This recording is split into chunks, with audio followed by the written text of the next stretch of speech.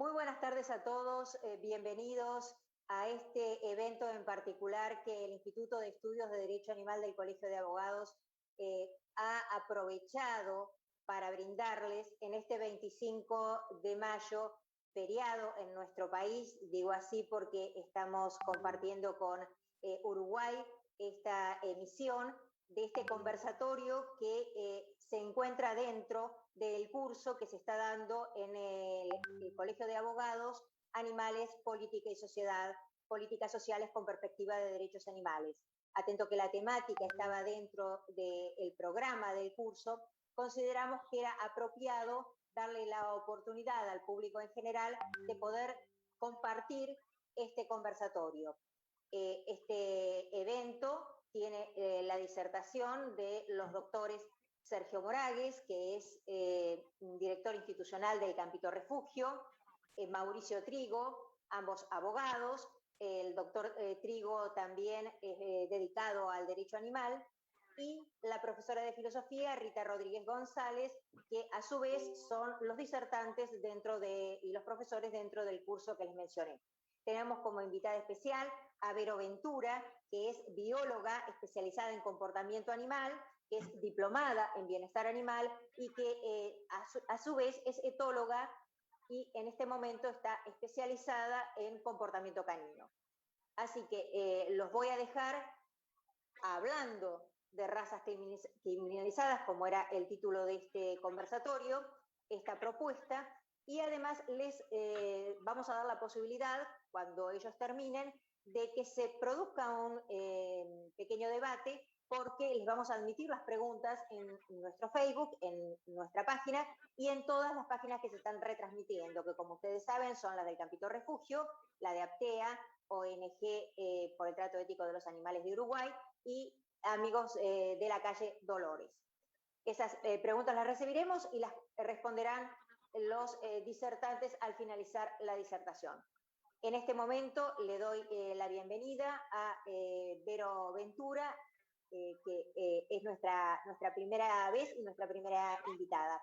Así que damos comienzo a este evento. Muchísimas gracias a todos por estar acompañándonos en este 25 de mayo.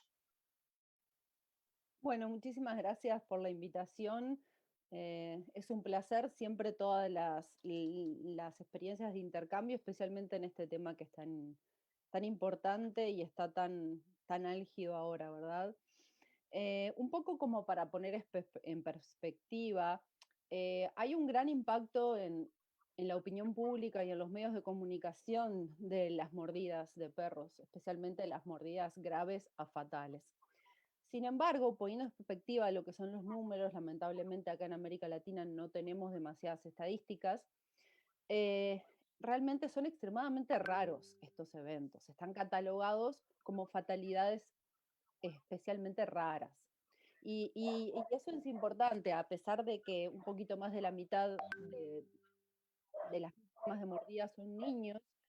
En realidad un niño de menos de 10 años tiene 3 veces más probabilidades de ahogarse en un balde de agua de 20 litros que ser mordido fatalmente por un perro. E incluso en la población en general, los ingresos en emergencia por mordidas es una mordida cada 23 caídas. Realmente es algo que en incidencia es raro. Y eso está bueno ponerlo un poquito en perspectiva, porque a pesar de que siempre estas cosas nos despiertan un montón de sentimientos y la opinión pública nos alborotamos todos con esto, que es lógico, en realidad tenemos que verla en general, ¿verdad? Y un poco lo que nos trae acá son las legislaciones específicas de razas, que después yo voy a hablar un poquito más de en dónde se hicieron y por qué no es quizás el mejor abordaje. Pero para empezar, hablando un poco también de las mordidas, la gravedad de las mordidas, cuando se habla, los datos que se tienen mayormente son de ingresos a emergencias, y hay otros estudios que son en encuestas que hablan de una población más grande. En realidad el 99% de las mordidas tratadas en emergencias son lo que se llaman de nivel 1, donde son la más baja de de las lesiones que se atienden en una sala de emergencia. Esto de la percepción pública que hablábamos tiene mucho que ver con los medios de comunicación y tiene mucho que ver en cómo se transmiten las noticias. Y ahí aparece algo que siempre está repetido, que es la raza del perro que mordió o que atacó. Entonces, por eso, y lo que nos trae hoy, vamos a hablar un poquito de lo que es el comportamiento agresivo y la relación con las razas también. Lo primero que es súper importante que todos tengamos claro es, todos los seres sintientes, todos los animales, inclusive los perros, tenemos nuestras propias experiencias privadas y personales que tienen que ver con emociones, sentimientos, pensamientos, motivaciones, y, y eso hace que sea una percepción única del mundo. Entonces, todos los seres sintientes experimentamos experiencias positivas que las queremos buscar y la meta de nuestra vida es experimentar emociones positivas y disminuir las emociones negativas. Y los comportamientos tienen un poco la función de relacionarnos con el entorno de esta forma. Y el comportamiento agresivo es un comportamiento normal, es un comportamiento sumamente adaptativo que todos los animales lo necesitamos para las funciones de sobrevivir y alejarnos de los que no nos gusta y acercarnos a lo que sí queremos experimentar. Entonces, el comportamiento agonístico es un comportamiento de puesta de distancia. El comportamiento agresivo tiene la función de poner distancia entre el animal y algo, ya sea un estímulo, un contexto, una situación, que el animal percibe como una amenaza. Esto es totalmente natural y es necesario para sobrevivir en todos los animales. El comportamiento agresivo tiene un gradiente y muchas veces cuando hablamos de estas fatalidades estamos hablando del espectro superior, ¿verdad? En esto. Y sin embargo, nos falta todo lo que es la educación para podernos centrar en las señales agonísticas tempranas, lo que son el aviso, lo que son las señales de incomodidad, de estrés. Eso es muy importante para poder prevenir también todas estas cosas. En cuanto al comportamiento agresivo como conducta, hay muchos factores que nos afectan el comportamiento. En este caso nos estamos centrando en el comportamiento de agresión. Y tiene que ver con algunas características del animal, como la edad, el sexo, el estatus reproductivo, el momento de su vida, la experiencia temprana que tuvo, el ambiente social, el ambiente físico, las interacciones del ambiente, el historial de aprendizaje, cómo fue su historial de vida, de experiencia, ya sea con humanos, con otros perros, y la genética. La genética es uno de los factores que afecta la conducta y es importante que se entienda que la genética predispone y no dispone.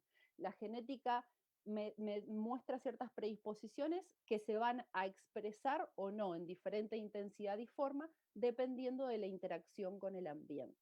Es crítico el ambiente para la expresión de las predisposiciones genéticas. Y como decía hoy, el ambiente hay una complejidad, ¿no? Pero en el ambiente de los perros, nosotros, como sus guías, como su familia, como su grupo social, jugamos un rol crítico. Una cosa que aparece cuando se, se vuelve un problema, un comportamiento normal como la agresión, que puede pasar, donde el animal es el recurso que tiene para responder a su entorno de manera consistente. Toma decisiones basándose en el comportamiento agresivo.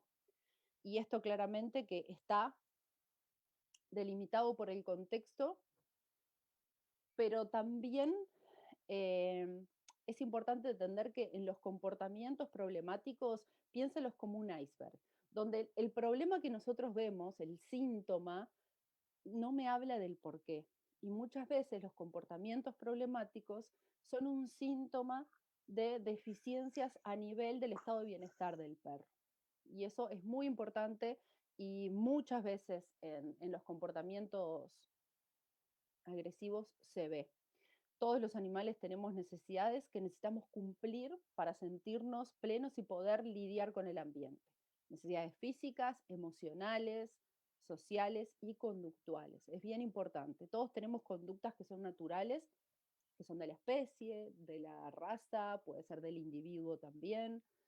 de por ser solamente animales, y si no tenemos instancias donde podamos tener esas conductas, como ser interacción social apropiada, como ser sentirnos seguros, como tener lazos sociales, vínculos que sean sólidos. Cuando esas necesidades no están satisfechas de forma, digamos, adecuada, aparecen la frustración, la ansiedad, el estrés, que son el precursor en general de todos los problemas de comportamiento. Entonces, es importante ver estas cosas también como un síntoma y una forma que tiene el animal de responder a su entorno. Y bueno, a mí siempre me gusta hablar de cuando hablamos de genética, cuando estamos hablando de perros, estamos hablando de un tipo de animal que se llama animales domesticados, que no es lo mismo que animal doméstico. Los animales que pasaron por el proceso de domesticación es un proceso evolutivo que implica cambios en las especies y en las poblaciones, ya sea cambios genéticos, anatómicos, fisiológicos y conductuales, que apuntan a poder vivir en un mundo controlado, dependiente de los humanos, que es lo que nos pasa con los perros, con los gatos, con los animales de producción, con otras especies cercanas. Entonces, cuando en la domesticación el animal pierde mucha del control de su ambiente, y específicamente en los animales de compañía, donde llevamos a nuestra casa, como los perros, que en realidad pierden un montón de agencia en su vida, pierden la capacidad de impactar en su entorno y de poder satisfacer por ellos mismos, teniendo opciones para satisfacer estas necesidades que tienen propias. Y desde el punto de vista del bienestar, siempre que le sacamos agencia y control de su ambiente a un animal, esto repercute en un aumento en la responsabilidad nuestra sobre su comportamiento en nuestra sociedad y en nuestro entorno. Y esto es bien importante porque una de las cosas que hablábamos, que más allá de poder buscar factores que impacten qué está pasando en este gran escenario bien complejo que tiene que ver con la agresión o mordidas, específicamente a perros a personas, que es bien complejo y multifactorial, que ahora vamos a hablar un montón de algunos factores, es importante entender que el que menos responsabilidad tiene en todo esto y menos injerencia y control es el perro. Entonces, buscar también factores externos en su contexto y en su ambiente para poder abordar. Después vamos a hablar un poquito más de eso. Ahora le dejo la palabra a Rita.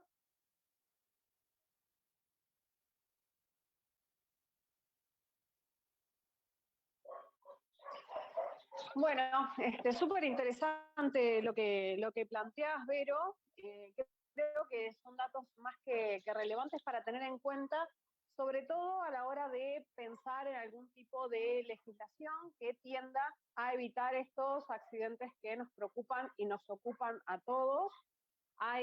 Bueno, en Uruguay al menos hay dos proyectos que apelan a controlar un poco esto. Uno particularmente hace énfasis directamente en la raza de los animales y me parece que además es necesario tener en cuenta esto que vos decías, pero lo de la baja incidencia, ¿no? Que es algo raro.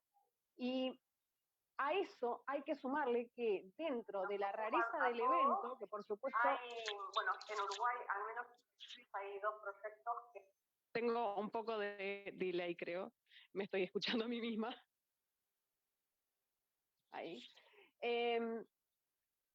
Sumado a esto de la baja incidencia también hay que tener en cuenta que hay muchos factores que influyen en este hecho de las lesiones por mordidas. Uno de ellos quizá pueda ser la raza, no sé, lo veremos ahora en el cierre contigo, Vero, pero definitivamente hay un montón más y seguramente si nosotros hacemos énfasis únicamente en lo que tiene que ver con la raza de los animales, estamos descuidando aspectos que son muy necesario tener en cuenta. Quizás aquellos aspectos que hacen que esta clase de situaciones se den. Por ejemplo, lo que tiene que ver con la responsabilidad de los tutores de estos animales.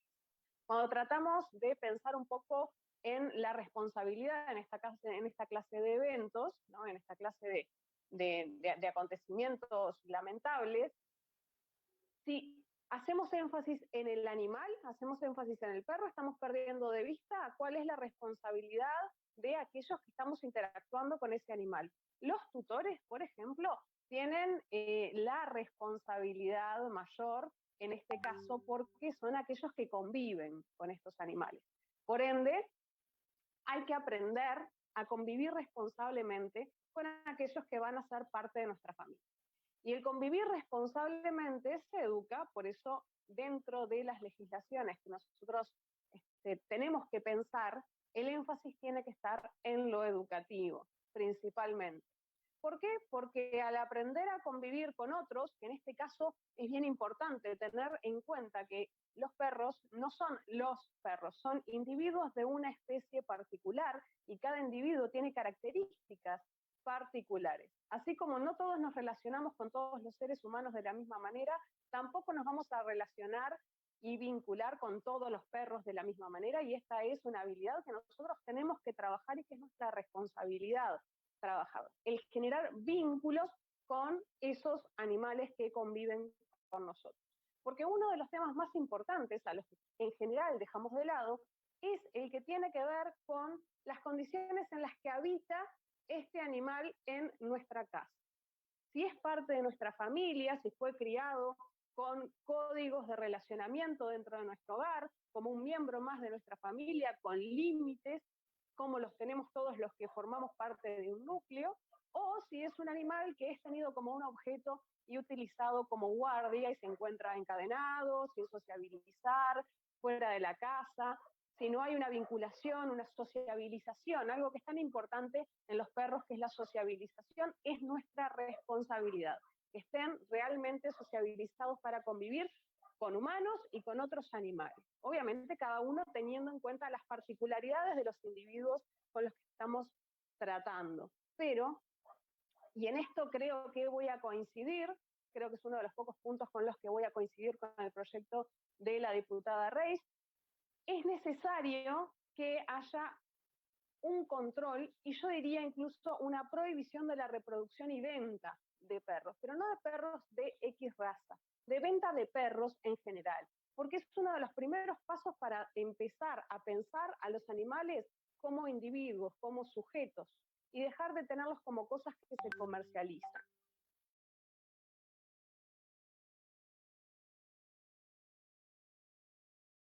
No solamente por estos casos, sino que afecta a lo que tiene que ver con la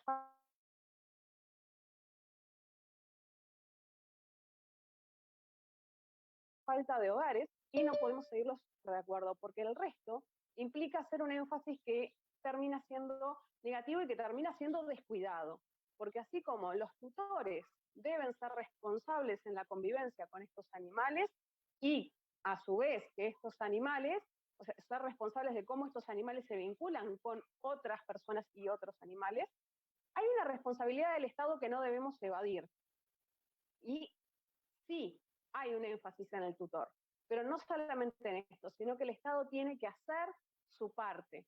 Y al hacer su parte hablamos de, por ejemplo, generar espacios de convivencia responsable donde podamos aprender a convivir, a relacionarnos y a lo que se llama manejo de determinados individuos para poder convivir responsablemente con ellos. Saber qué necesitan, cómo lo necesitan, poder conocer las señales que ellos nos dan, eso es muy importante para convivir con cualquier individuo de cualquier especie. También tiene que ver específicamente con el apoyo que el Estado debe dar a aquellos refugios especializados en el manejo de animales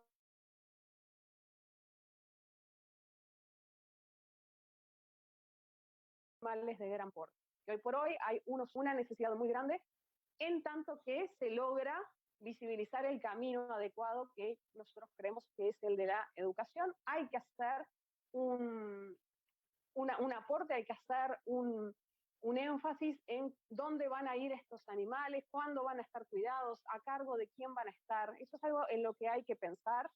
sin duda, y me atrevería a decir que algo que es necesario y urgente es que a través de la legislación que ya existe, en la cual se estipula que a cargo va a estar el INBA, el Instituto Nacional de Bienestar Animal, esto refiriéndome específicamente a Uruguay, es necesario que el INBA haga un énfasis también en una acreditación de idoneidad. ¿Qué quiero decir con esto? Bueno, así como a la hora de adoptar un humano, nosotros tenemos sí la responsabilidad de acreditar que somos la familia indicada para convivir con ese humano que estamos adoptando, ingresando a nuestra familia, de la misma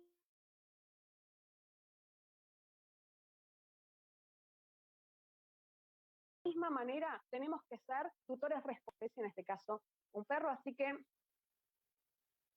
es necesario, es urgente, es un tema que hay que seguir discutiendo. Creo que una de las potencialidades que tiene este proyecto de Nidia Reich es haber caído en un momento muy particular, donde las circunstancias, de hechos lamentables, pusieron este tema también en los medios hacen que esto repercuta mucho y que nosotros visibilicemos una situación que en general no está siempre sobre la mesa. Este proyecto llega en el momento justo y también hace que haya tenido una gran repercusión y nos tenga a todos hablando ocupados y preocupados por este tema, así que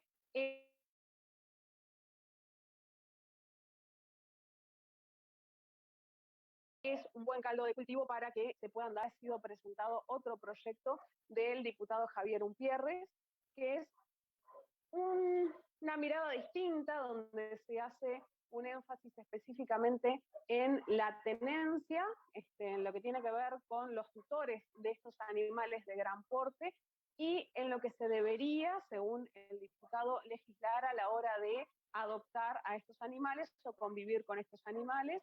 No se pone el énfasis específicamente en las razas, pero sí en la responsabilidad de aquel que convive con ellos. Hay mucho por hacer, hay mucho que discutir, pero si hay algo que nosotros tenemos que visibilizar es dónde están los responsables.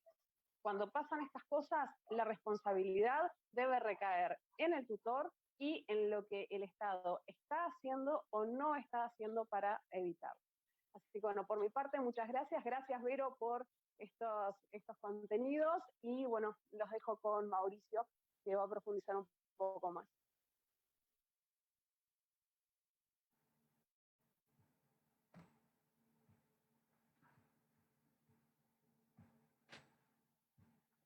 Bueno, buenas tardes. Primero, gracias por el espacio, gracias a la gente que se suma un día feriado, por lo menos en Argentina, para escuchar un poco hablar de estos temas. Sí, me parece que es, retomando lo que decía Rita, es un tema en el que tenemos que poner la mirada, tenemos que alzar la voz y tenemos que decir algo.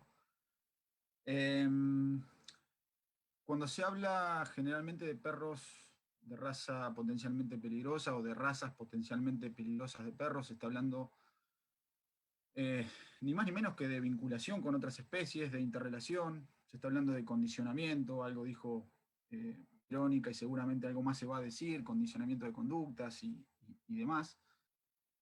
Pero lo cierto es que yo me voy a tratar de enfocar, al menos por una cuestión de tiempo y demás, en algunos proyectos de ley muy puntuales y en normas que están vigentes en Argentina. Argentina es un país con un territorio bastante extenso, que tiene 24 provincias o 24 jurisdicciones, que cada una tiene su propia legislación, y en el tema de razas potencialmente peligrosas, particularmente hay 13 o 14 provincias que tienen ya legislación vigente, y la idea es mostrar un poquito cuáles son las críticas para ver, después sacar algunas conclusiones y hacer un debate, si es necesaria una ley o no, y qué es lo que esa ley, en todo caso, debería legislar, regular, dónde se debería poner el foco.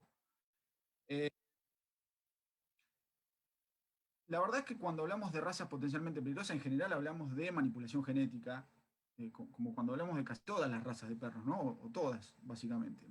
Las diferencias entre doméstico y domesticación que hizo Verónica tienen mucho que ver, pero la verdad es que la multiplicidad de razas que hoy vemos, raza, un concepto que también está puesto en cuestión, tiene que ver con manipulación genética para determinados fines. Y eso es por ahí lo que no se está viendo y abordando tampoco cuando se habla livianamente y se legisla sobre razas potencialmente peligrosas.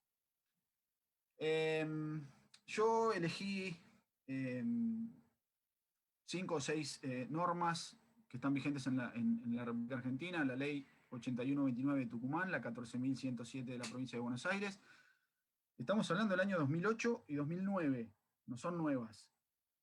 La 6973 de Santiago del Estero, también del 2009. 9685 de la provincia de Córdoba, también del 2009. 4078 de Ciudad Autónoma de Buenos Aires, Cava, del 2011. La ley 5542 de provincia de Catamarca es del 2018. Y la última que elegí, o la última que trato de visibilizar, es la 2190 de la provincia de San Juan, que es de diciembre del año pasado. Digo, toda una década y se sigue legislando sin solucionar los problemas que supuestamente se quieren legislar. En cuanto a proyectos, todos los años electorales hay algún proyecto vinculado al tema. Este no es un año excepcional, y ya hay por lo menos 2 que tienen estado parlamentario, si no me equivoco, en el Congreso Nacional, y que tienen que ver con regular o legislar sobre razas potencialmente peligrosas. Uno es ingresado por la diputada Laura Russo, el otro es del diputado Sartori. Y voy a tratar tratar de mostrar un poco qué es lo que cada una de esas normas pretendía legislar, porque hay muchas diferencias. Por ejemplo, en Tucumán se pretendía regular la cría y la tenencia de perros considerados potencialmente peligrosos. En Buenos Aires se pretendió, o el objeto de la ley era o es, establecer la normativa aplicable a la tenencia de perros potencialmente peligrosos para hacerla compatible con la seguridad de personas y otros animales. Después veremos por qué resalto el tema de la seguridad. Córdoba, por ejemplo, dice que establece el régimen jurídico aplicable a la circulación en la vía pública y a la tenencia de perros potencialmente peligrosos. La ley de la Ciudad Autónoma de Buenos Aires dice que pretendía regular o pretende regular la tenencia de perros potencialmente peligrosos y crear el registro de propietarios. Ya empiezan desde el objeto, desde el artículo 1, a aparecer los registros. Es particular, Rita lo comentaba, el proyecto que se ingresó en Uruguay, o uno de ellos, el de la representante Reich, que de prohibir la cría, reproducción, comercialización, transferencia, adopción e importación de canes. Digo, ya ahí me queda muy claro que estamos hablando de cosas. La mirada que tienen estas normas es de cosas peligrosas.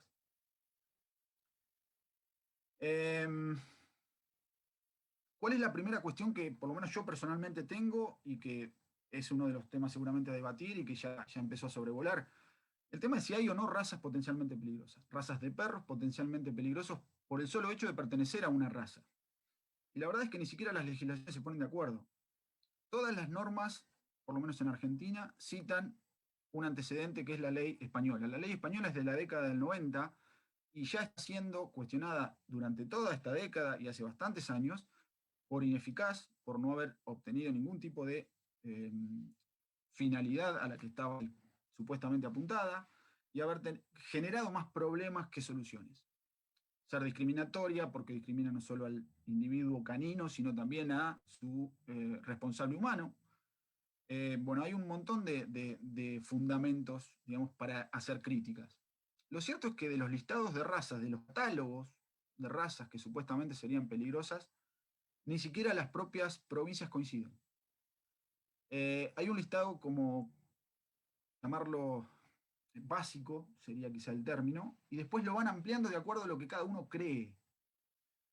Lo curioso es que hay muchas razas, por ejemplo, que no aparecen en casi ninguna legislación. Por ejemplo, el boxer, por ejemplo, el ovejero alemán, por ejemplo, el golden retriever, por ejemplo, cimarrón uruguayo. Son razas que no aparecen generalmente. Los schnauzer no aparecen en los listados o catálogos de las normas vigentes en la en la República Argentina al menos. ¿Por qué? Ahí empiezan a aparecer un poco las respuestas, porque los listados son arbitrariedades. Incluir o no a una determinada raza dentro de esas listas o catálogos es arbitrario. Porque nos parece agresivo, porque nos parece feo, porque nos parece grande, porque nos parece. Después hay otras alternativas que no son solamente los listados y que algunas de las leyes tienen solo la alternativa, otras tienen la combinación, el listado y la alternativa abierta, digamos, de que si el perro no pertenece a una determinada raza, tiene que cumplir determinadas características físicas. No salimos de lo mismo. Y esto, para los que son abogados y han cursado Derecho Penal, nos lleva a lo que yo llamo siempre las alternativas lombrosianas. Decir que un perro es potencialmente peligroso porque tiene una configuración atlética, porque es ágil, porque tiene vigor y resistencia, porque mide una determinada altura, porque tiene gran valor, porque su pelo es corto. Porque el pelo corto podrá identificar alguna cuestión genética asociada, pero no la conducta ni la peligrosidad directamente del perro. Hablar de costillas arqueadas como si fuese un elemento determinante de la peligrosidad de un animal. El peso particular. Hay legislaciones que hablan de un límite o piso de peso de 20 kilos. Digo, un perro que pese 21 kilos ya sería considerado potencialmente peligroso y debería cumplir determinados requisitos. Pero, por ejemplo, la ley de la provincia de Córdoba, 9585 que mencioné hoy, habla de 10 kilos. La verdad es que son parámetros muy, muy arbitrarios. Hay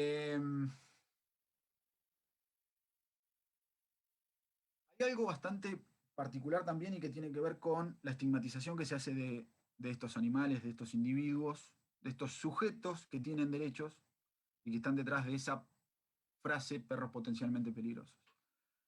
Que son los requisitos para circular en la vía pública. Digo, hay muchas cosas para hablar, yo me estoy centrando en los listados de razas, en las características que se les exigen y en algunas cuestiones que tienen que ver con la tenencia responsable, entre comillas, o los recaudos para circular. Por ejemplo, casi todas las normas exigen bozal. El bozal, todos sabemos los que tenemos relación y convivimos con animales, para algunas cuestiones muy puntuales, como ser una atención veterinaria o lo que fuera, a veces es necesario. Ahora, para el paseo, que debería ser un momento de desestrés del animal, es un elemento de tortura. Es una óptica muy particular y personal.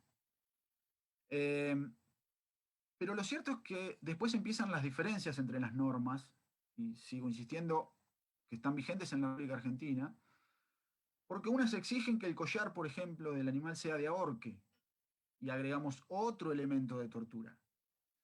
Otras no, con una correa o el pretal normal se podría. Y otro punto de diferencia está en el largo de la correa. Algunos exigen correa, otros exigen cadena.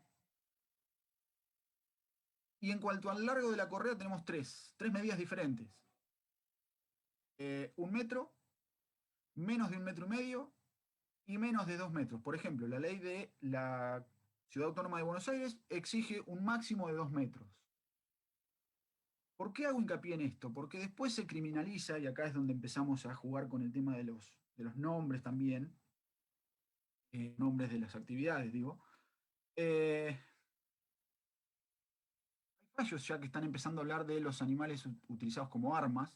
Hay un fallo de la provincia de Córdoba, bastante reciente, del año 2019, en el que se condenó a 2 personas por haber perpetrado un robo utilizando perros de determinadas razas que estaban catalogados como potencialmente peligrosos. Lo que me pregunto es si esos perros no hubiesen estado catalogados como potencialmente peligrosos, pero hubiesen sido de igual tamaño, ¿qué hubiese pasado con la sentencia? Y la otra es un caso muy conocido de la ciudad de La Plata, en el que fue víctima, como en tantos otros casos, una persona humana, un chiquito de 2 años, en el que justamente se tuvo en cuenta para evaluar la intencionalidad, el dolo, la culpa del imputado que terminó condenado, el largo de la correa. y el largo de la correa va a hacer que un perro potencialmente peligroso, por ejemplo, termine condicionando la condena de su responsable humano en una provincia y no en otra. Quiero decir, en provincia de Buenos Aires esa persona fue condenada por tener una correa, un perro atado en la vía pública con una correa o soga de un determinado largo, menos de 1,5 metros, cuando en la cava eso estaría permitido. Digo, me estoy centrando no en las cuestiones que tienen que ver con el hecho y con la cuestión jurisprudencial, sino con los requisitos que se exigen y cómo son de arbitrarios para estigmatizar, según mi posición, determinadas razas. Y después vienen las sanciones accesorias. ¿Qué son las sanciones accesorias? Varios proyectos y varias normas, por parte no todas y cada vez menos, establecen como sanción accesoria para el que incumple la normativa, es decir, para el que no registra al animal, para el que no le pone el chip al animal, para el que no lo lleva con los recaudos necesarios en la vía pública al animal, prevé como sanción accesoria el sacrificio del animal. Es decir, la sanción al humano es el sacrificio del perro, la muerte del perro. Incluso uno de los proyectos que está vigente, el de la diputada Russo en Argentina, prevé esa sanción accesoria. Seguimos hablando de cosas y creo que el tema de hablar de cosas o de sujetos hace la diferencia en cuanto a el abordaje de estas normas. Nadie duda que del otro lado, si se quiere, y si se puede hablar en estos términos, hay víctimas humanas. Nadie lo duda, nadie lo pone en discusión, eso no es lo que está en debate. El debate creo que pasa por cómo abordamos estas situaciones y si es razonable, legítimo y ético prejuzgar en base al aspecto, en base al peso, en base a características físicas, en base a razas, en base a cuestiones genéticas que no determinan nada y que según la mayoría de los estudios estaría en un mínimo porcentaje de incidencia dentro de cada uno de los hechos, y por qué no le prestamos más atención realmente al contexto y a otras cuestiones. Algo Rita creo que dijo, el tema de la cría y la reproducción, y yo voy a agregar otras actividades, o por lo menos una actividad más que tiene muchísimo que ver con esto. En Argentina las peleas de perros están prohibidas, son un delito, pero no la caza. La caza de otras especies animales en muchas jurisdicciones se realiza con perros y en muchas jurisdicciones está particularmente legislada y regulada que se realice con perros. Y la verdad es que el arma está ahí y no en el perro. Digo, porque cuando se habla de que los perros son un arma, podemos debatir si el arma no es el propio humano que condiciona la conducta, el temperamento, el carácter, la personalidad del perro para que haga determinadas actividades que después termina no pudiendo controlar. Hay muchas cosas más, obviamente por una cuestión de tiempo no vamos a ahondar. Hay muchas cosas más que son criticables o cuestionables de los proyectos, insisto, proyectos y de las leyes ya vigentes en Argentina y en el mundo. Lo que sí es cierto es que en el mundo, y esto tiene que ver directamente con los medios, otra pata importante en esto, esas leyes están siendo cuestionadas no solo en España, Inglaterra, Holanda misma, Nueva Zelanda, Italia, todos los países que han tenido legislaciones que hoy desde este lugar se ven como pioneras y como modelos, están abandonando y pensando de qué manera abordar estas problemáticas. Y digo problemáticas porque el problema no son los perros, creo que el problema lo tienen los perros y somos nosotros. Sí es cierto, creo que hay que definir de qué manera abordar estos temas y no es decididamente desde mi óptica con las leyes de este tipo al menos que estigmatizan y discriminan arbitrariamente. ¿Cuáles son algunas de las posibilidades? Abordar los incidentes una vez ocurridos. Nadie criminaliza a un ser humano por algo que no cometió. Esas teorías ya se dejaron de lado. Sin embargo, lo podemos hacer con los perros porque siguen en el ideario público, social, siguen siendo considerados como cosas. Por eso lo podemos hacer. Si los considerásemos sujetos, no podríamos condenarlos antes de que hagan algo. eliminar obviamente de cualquier tipo de regulación la posibilidad del sacrificio del animal, o sea, la muerte del animal no es la solución. Sí fortalecer el tema de educación y concientización, no tengo ninguna duda que es la base para todo lo que tenga que ver con la interrelación y la convivencia con los demás animales. Prohibir actividades que fomenten el uso de animales como herramientas o como armas. Hablábamos de la caza, la cría, la reproducción para esos fines, desalentar en general los criaderos y la reproducción comercial. Y me voy a permitir 30 segundos para referirme a algo que, por ejemplo, la ley 14.107 de la provincia de Buenos Aires, insisto, gente de hace más de una década, porque es del 2009, decía en sus fundamentos. En esa ley se decía y se dice que el proyecto tiende a resolver la problemática resultante del creciente número de accidentes causados por ciertas razas caninas. Digamos, todos los perros son susceptibles de protagonizar accidentes o incidentes, como lo somos todos los seres humanos. No son ciertas razas. Y puntualiza mucho en que lo que llevó a las personas y a las familias a convivir con ciertas razas, que son las potencialmente peligrosas para la ley, fue la ola de inseguridad. Lo que después de más de 10 años los legisladores, por ejemplo, de la provincia de Buenos Aires, no han advertido es que la ola de inseguridad sigue y que los perros también siguen sufriendo. Los perros también siguen siendo estigmatizados y no es una solución que haya venido a dar esta ley la erradicación ni la prevención de estos episodios.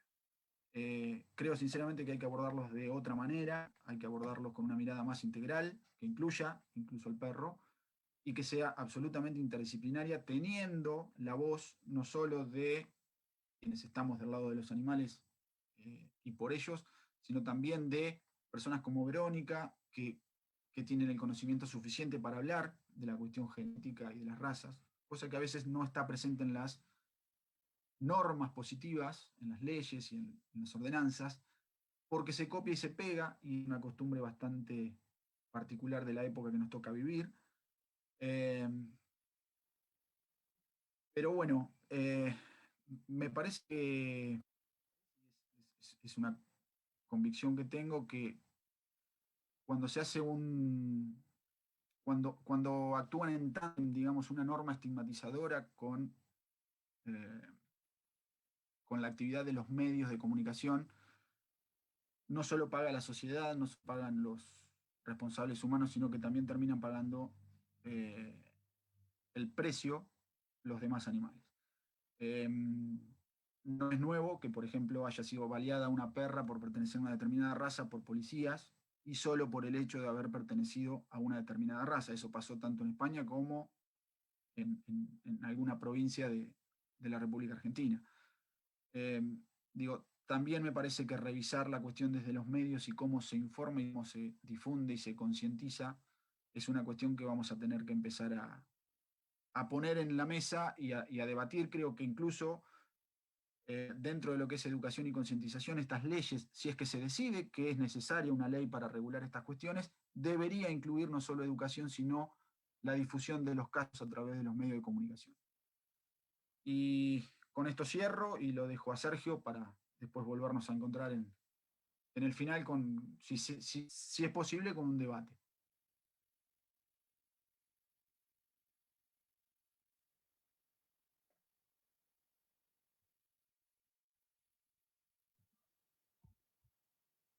Bueno, buenas tardes.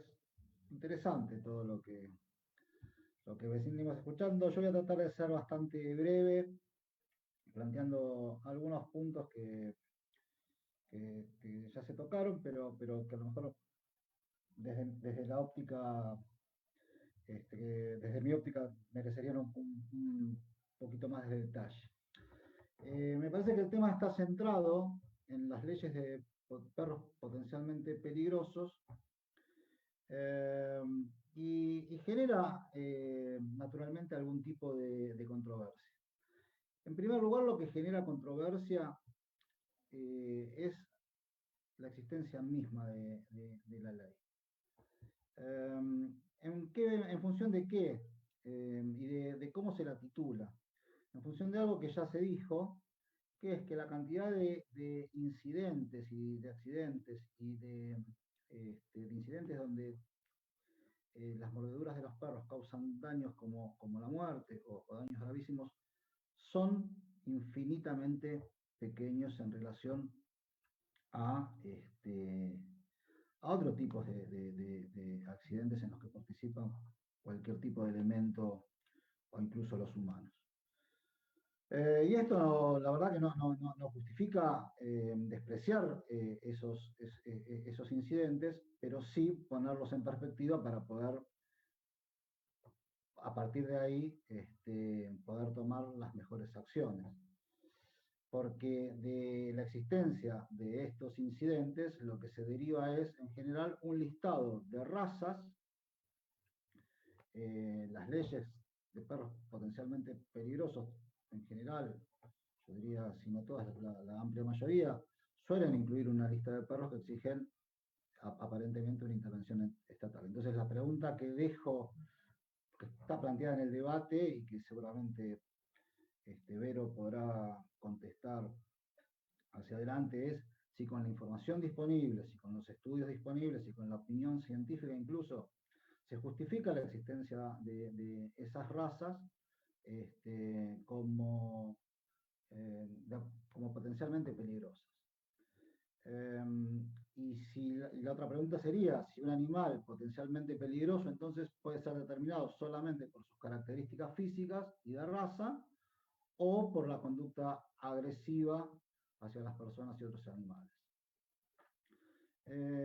No hay dudas, digamos, ya más o menos se esbozó y los expertos lo dicen, es que las agresiones e incidentes por mordeduras están más asociadas con las características específicas de crianza, y esto es importante, y mantenimiento de los animales, más que con razas específicas. Con lo cual, una primer conclusión podría ser la inidoneidad de la solución legal en base para dar respuesta a las cuestiones que se plantean. Porque, repito, nadie está interesado en justificar, o cuando leí hace poquito que decían que este tipo de debates surge de humanizar a los perros. Y la verdad que no tiene nada que ver, en realidad se trata de verlos como lo que realmente son y poder actuar en consecuencia en función de las interacciones que tienen los perros con nosotros. Pero no solamente las que tienen, que pueden ser agresivas o no, sino también las que ellos sufren en el complejo mundo en el que les toca vivir en relación con los humanos. Por supuesto que la existencia de razas no es una novedad. Y hay tal disparidad que hasta incluso si uno ve un caniche y ve un San Bernardo, hasta podría dudar de que se trate de la misma especie de animal. Con lo cual, digo, desde el punto de vista de tomar, podría ser hasta justificable, no justificable, pero sí podríamos pensar que el tema de pensar en ciertas razas como portadores de ciertas características tiene una correspondencia con la realidad. Y en verdad es así, porque tampoco es una novedad y tampoco se puede ignorar que la existencia de las razas se debe a un proceso que ha sido intervenido y en el que interviene el hombre de selección artificial de características. Y que en base a esas características es que se promocionan y se venden. A mí cuando se generan este tipo de debates me interesa, por supuesto, siempre poner luz sobre este aspecto, porque también lo que uno siente, digamos, que gran parte de la defensa de las razas parte de los mismos que las han creado, que las han generado. Y parte de los mismos que las han, que utilizan ciertas características de los animales de esa selección que han hecho como política de marketing y de venta. Lo cual nos ubica en un terreno complicado y me parece que no se puede perder de vista esto.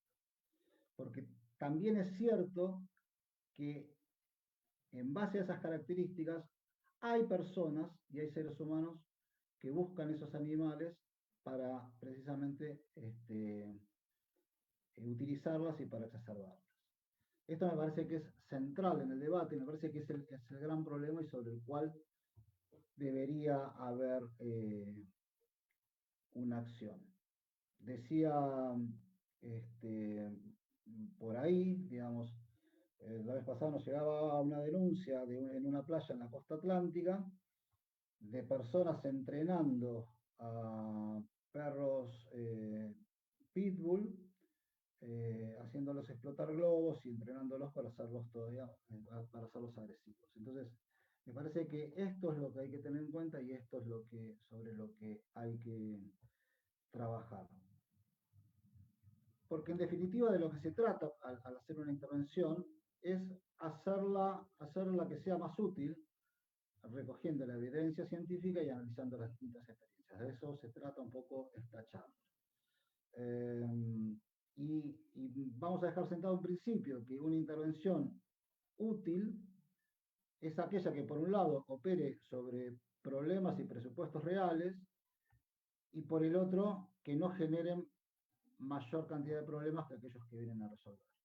Y es bastante delicada la situación, porque en general también lo que vemos cuando se sancionan estas leyes, que generan registros, que generan obligaciones y demás, que lo generan indiscriminadamente sobre una población que convive con una determinada raza y sin tener en cuenta las características de los individuos, por un lado pagan justos por pecadores, ¿no? Cabe, me parece acá, aplicar ese dicho. Paga el justo por pecador.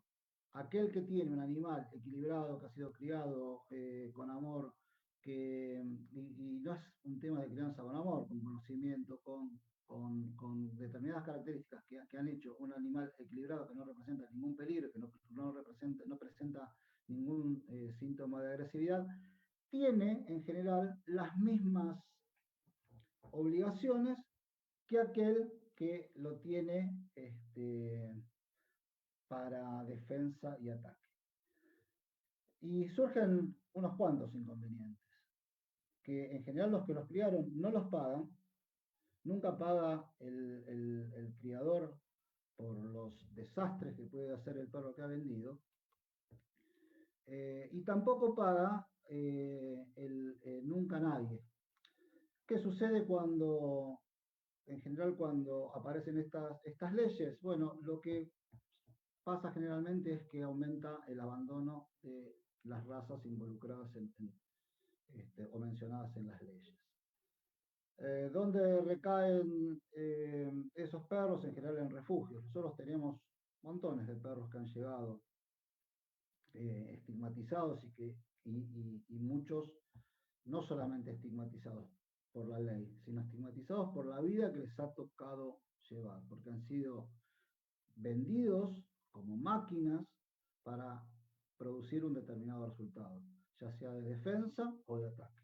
Y han sido comprados por gente con ese fin, y seguramente y en general con muy poco conocimiento.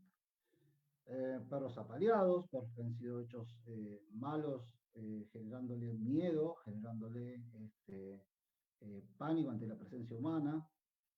Hace poco, y esto lo cuento en forma personal, estaba en Mendoza en una bodega y siento ladrar un perro, y ladraba y ladraba y ladraba, y me acerqué a ver, estaba atado a una cadena en el fondo de la bodega, cuidando que no se meta nadie por ahí. Yo me acerqué, se puso en posición de alerta, me acerqué un poco más, me agaché y salió corriendo a meterse tan desconcertado estaba de ver una persona que se le acercaba, y que le mostró que no, con una posición de sumisión, que no representaba un peligro para él, que salió corriendo hacia su cucha y se metió ahí adentro y me miraba desde ahí adentro espantado. Por supuesto que si ese perro hubiese mordido a alguien, el culpable hubiese sido el perro y nunca el sistema de crianza y de utilización de ese animal para ese fin. Y entonces, la pregunta es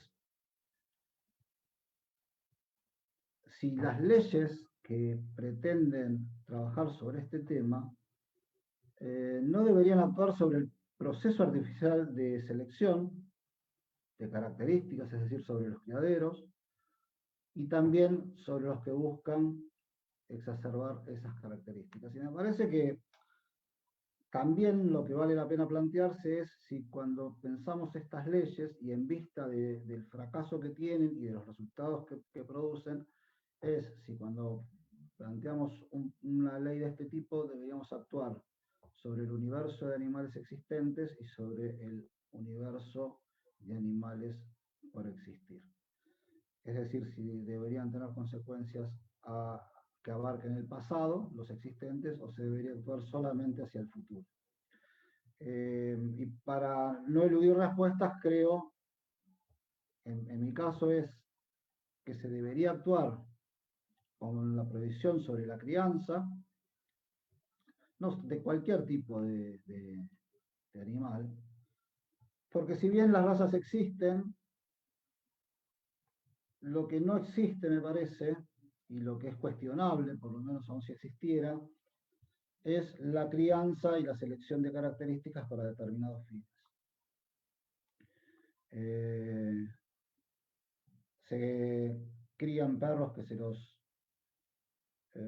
promociona como perros de trabajo, border collie, collies.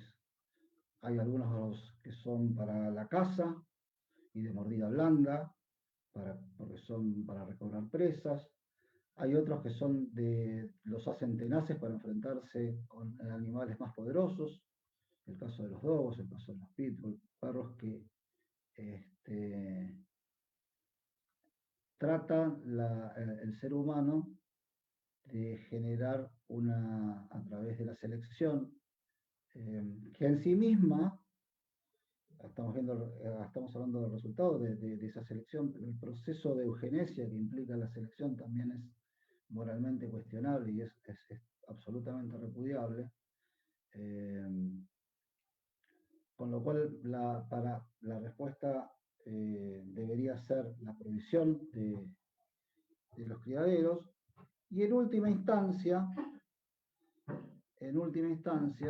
se debería trabajar en un sistema de control. Digo, yo vengo también de un refugio, es conocido. Nosotros para cada perro que nos piden en adopción, nos tomamos el trabajo de saber si el perro es el mejor perro para la familia con la que va a convivir y si la familia es la mejor familia para el perro que vamos a llevar a un hogar. Nada de eso existe en la venta. Lo único que existe es una oferta y existe después una compra y nada que involucre los aspectos sociales de crianza, de sociabilización de los animales está contemplado por nadie. Y hay algo más. Se venden animales sin castrar. Animales que son comprados por cuentapropistas, que compran un macho, una hembra, y todos los años tienen 2 camadas para ser vendidos sin ningún tipo de control y pagarse las vacaciones. Yo no voy a cuestionar que la gente quiera tener vacaciones y que busque los medios para pagárselas, pero estamos hablando acá de un tema de responsabilidad. Cuando ponemos la responsabilidad solamente en la educación o en la falta de educación y en los tenedores, nos estamos olvidando de toda esta cadena que es la que en general produce los males. En general hay un periodo de sociabilización sensible en los cachorros mínimo que deberían tener, que en general no se respetan. En general, por lo menos deberían estar en familia con su madre 60 días. En general, los criaderos se entregan a partir de los 45 días. Hay muchas cuestiones que están involucradas, mencionarlas. Lo único que hacemos es hablar de una casuística, pero es fundamental que si se va a trabajar sobre este tema, debería haber un sistema de evaluación de los compradores, en el caso de que no se prohíba, y seguimiento y control a cargo de ONGs. Y sinceramente no deberían, la propuesta que hacemos es que no esté financiado por ninguna ONG ni por el Estado. Que sea un impuesto a la compra y a puestos en cabeza de los criadores y un presupuesto que tengan que manejar los criadores contemplado dentro de la venta, para que se financie un sistema de control y de seguimiento de los animales vendidos. Y de los animales que haya que recuperar, porque la pregunta que plantean estas cuestiones es, perfecto, nosotros tenemos un animal que no, la ley dice no tenemos una lista, pero tenemos un animal que es peligroso, que ha demostrado su conducta ser peligroso, víctima de la crianza y de su educación. Y además no se lo mata. Bueno, pero ¿qué hacemos con ese animal? Hay que rehabilitarlo. ¿A cargo de quién debería estar la rehabilitación? ¿A cargo de una ONG que con amor toma un animal? ¿O debería ser parte del diseño de una política pública pensar en que los mismos que se han beneficiado de la actividad se hagan cargo de reparar los daños que producen, como sucede en la ley de medio ambiente? Esa es un poco la propuesta de trabajo, un poco la visión que tenemos como organización desde Campito Refugio, y ya con esto lo dejo a Vero para que siga con la charla. Bien, muchas gracias, Sergio. Retomando un poco lo que dijeron todos, si bien la incidencia de las mordidas graves o fatales es poca, es baja, los perros son parte de nuestra sociedad y tenemos una exposición continua como parte de nuestros grupos sociales y de nuestras comunidades. Por eso es importante poder entender qué está pasando atrás de, de estos eventos en los que los perros muestran agresión o muerden. Ahí hay varios estudios que me hablan de qué es una mordida y qué es una agresión. Y acá les recuerdo que la agresión es un continuo, los comportamientos agresivos, donde identificar las señales tempranas que son absolutamente adecuadas, donde el animal está mostrando su incomodidad y su pedido de distancia, de espacio personal, es crítico para no llegar a los extremos, digamos, más intensos de comportamiento de contacto físico como una mordida. Entonces, si vamos a los estudios que estuvieron viendo qué estaba pasando atrás de estos factores, hay muchísimos y en muchísimos países con grandes números, vemos que hay ciertos factores que se ve que influyen en estos incidentes, en la probabilidad de que ocurran incidentes de agresión. Muchos tienen que ver con ciertas características del animal, como ser la edad. Los perros de mayor edad tienen más probabilidades.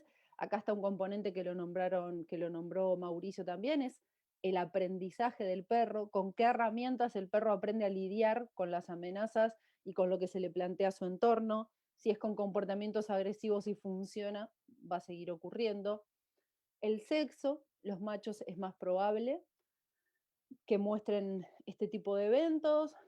Esto desde el punto de vista biológico es bastante coherente con el tema del rol de la testosterona. Acá también está relacionado con el tema del estatus reproductivo, que el perro esté castrado o no, también es un factor que está relacionado. Esto también lo nombró ahora recién Sergio, el destete temprano y la separación temprana de su grupo natal es otro de los factores que predispone al animal a manejarse de esa forma.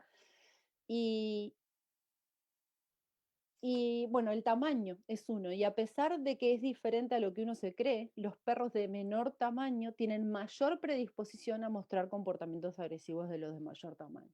Todo da para discusión, pero es bastante obvio de que, bueno, muchas veces no son escuchados de la forma adecuada, teniendo las conductas naturales o normales de intensidad baja y tienen, como yo digo, tienen que gritar para ser escuchados. Esos son algunos factores que tienen que ver con el animal. Otros factores que se vieron tienen que ver con el ambiente. Y acá aparece la experiencia previa del perro, por ejemplo, los métodos con los que ha sido entrenado o educado, tiene que ver con el tiempo que pasa con las personas, el tiempo compartido con cuántos perros hay en la casa también, cuanto más perros es menor la incidencia. Si es un perro, fue el primer perro de esa familia o de esa persona, acá está el componente educativo, ¿no? Cómo nosotros vamos aprendiendo a a convivir de alguna forma responsable con los perros. Y, y bueno, y de alguna forma la raza no estuvo en ninguno de esos factores, en prácticamente ninguno de los estudios, como un factor determinante a la hora de la frecuencia de estos incidentes. Antes de hablar un poquito de la raza, me voy a centrar, hay un estudio bastante grande que se hizo de todos los casos de incidentes de mordidas de lesiones graves o fatales entre el 2000 y el 2009, y de ahí se identificaron varios factores que es donde nosotros podemos manejar, ¿verdad? A donde podemos ir a impactar con las políticas de manejo y de prevención. Y tienen que ver, se los voy a decir, por ejemplo, que la víctima de estos ataques no tenía las capacidades, tenía capacidades comprometidas para enfrentarse a la situación, como ser la edad, el tamaño, el peso. Por eso muchas veces los que están más vulnerables son las personas o los muy jóvenes o las personas muy mayores, porque la capacidad de poder intervenir se ve disminuida. También si la víctima tenía relación familiar o no con el perro, qué rol ocupaba el perro en ese grupo, si el perro era un perro, lo que se llama perro de familia, donde está incluido en la dinámica familiar y tiene un historial de relaciones, de interacción con las personas que tiene que ver con la cooperación, con la confianza, con las experiencias positivas, con las emociones positivas, el entender cuáles son las reglas de convivencia. Nosotros vivimos en un mundo, el mundo humano es muy complejo y tiene un montón de reglas que para los perros no son naturales y pensamos que por ósmosis los perros las tienen que entender. Y en realidad el no tomarnos el tiempo de enseñarlo mediante la convivencia, de cuáles son las decisiones adecuadas, cómo uno es exitoso viviendo en un ambiente humano complejo como una sociedad. Entonces, los perros que viven en grupos familiares como parte de la familia tienen eso mucho más y hace que sea un factor que disminuye el riesgo de este tipo de eventos. Por el contrario, los perros que se llaman perros residentes, que es un poco lo que hablaba Sergio del perro que él encontró, perros que están atados, que están cuidando, que tienen muy poca interacción con las personas, la interacción que tiene es muchas veces coercitiva o punitiva, en base a más castigar cosas que no están bien que a enseñar las cosas que están bien, ¿verdad? Castigar lo que está mal y en vez de enseñar lo que está bien. Y eso es bien importante. Abuso y negligencia es otro de los factores ambientales que predispone y se ha visto que aparece en este tipo de eventos. La mala gestión previa de la persona con otros perros, o sea, acá estamos de nuevo en la experiencia del tenedor, de la persona que convive con esos perros y cómo impacta. Entonces, se ha visto que en el 80% de los eventos en donde hubo heridas graves o fatales, coexistían 4 o más de estos factores que acabo de nombrar. Eso nos muestra que tenemos que poner atención ahí porque el manejo apuntado ahí puede ser mucho más eficiente. Sin embargo, se ha visto que el manejo apuntado a las razas no es eficaz ni es eficiente y generalmente es un costo innecesario. Antes de hablar un poquito de la legislación que apuntan a las razas, me interesa, ya lo dijeron, pero las razas tienen que ver con, existen, pero por el solo hecho que se definen como poblaciones de perros que están más emparentadas entre sí y que comparten características, ¿verdad? Las características pueden ser conductuales, pueden ser físicas. Cuando el perro acompaña y evolucionó dentro de las sociedades humanas, coevolucionamos compartiendo tareas con los humanos, ¿no? Entonces, ahí empezó la primera selección de, bueno, perros que podían acompañar mejor ciertas tareas que en otros, en los primeros humanos, cuando los humanos todavía éramos nómadas. Y, y en estos últimos cientos de años, esa selección artificial se intensificó y se fue mucho más o a las características físicas o a las características exacerbadas, ¿verdad? En perros que los seleccionamos para ciertas características, ya sea, como dijeron, de algunos trabajos, algunos son ancestrales, o eh, tareas de hoy en día que hoy en día son incompatibles muchas veces con una vida en sociedad humana, ¿verdad? En una vida de ciudad y conviviendo en una sociedad mixta, es incompatible esa selección de características que hicimos hace miles de años. Y muchas veces también hay una exageración de ciertas características como físicas, en el caso de braquicefalia, los perros chatos que no pueden respirar bien, e incluso características conductuales, como algunas de las razas que estamos hablando acá. Entonces, las razas sí existen, hay diferencias genéticas que me hablan de ese comportamiento, que son elegidas y creadas por el hombre. Lo que no hay y no se ha mostrado es que haya, eh, esto es importante, hay una diferencia muy grande entre la tasa de exhibir comportamiento agresivo y el potencial de daño. Cuando vamos a los estudios que miden cuáles son las razas que más han mordido o que más han, generalmente se habla de mordidas en general, no mordidas fatales, de eventos de mordida, de agresión. ¿Cuáles son las razas que predominan? Depende de cuál es la raza que es más frecuente o que está más de moda o es más popular en ese lugar en donde se hizo, en ese lugar y en ese tiempo donde se hizo el estudio. Entonces, vemos que las razas que tienen mayor índice de agresión son las más comunes. Eso es lo que se ve en todos los estudios. Entonces, no hay un tipo de raza que sea más probable de morder. Otra cosa es el potencial de daño que puede crear una mordida. Claramente que un perro más poderoso, más potente, que tenga características genéticas, físicas y conductuales que apunten a un trabajo donde la agresión es bien importante, tiene un mayor potencial de daño. Eso es así, por un tema lógico de tamaño y de potencia física. Pero no hay una correlación en la frecuencia de los incidentes. Y esto es bien importante.